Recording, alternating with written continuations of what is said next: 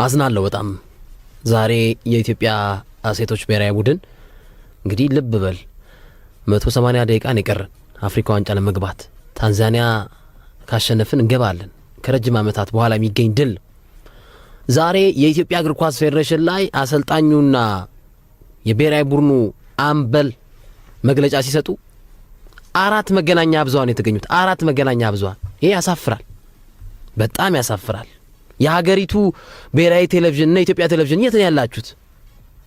እኔ ከዚህ በላይ ምን አይነት መግለጫ ላይ ነው የምትገኙት? እንዲህ ያሳፍራል በጣም። 4 ጋዜጠኛ ሸገር ኤፍኤም፣ ብስራት፣ አዲስ ቲቪ እና ሶከር ኢትዮጵያ። እኛ በስቱዲዮ የኛ ፕሮግራም 6 ሰዓት ተኩል ስለሚጀምር መረጃውን ነው የሰራ ነው፣ አልተገኘንም። ምክንያቱም እዚህ አየር ሰዓት ስላለ። ግን ትልልቅ የሀገሪቱ ብሔራዊ ቴሌቪዥን ጣቢያዎች የት ነው ያላችሁት? ለኦሎምፒክ ጉዞ ነው ማይካችሁ እና ካሜራችሁ የሚሰራው እንዴ?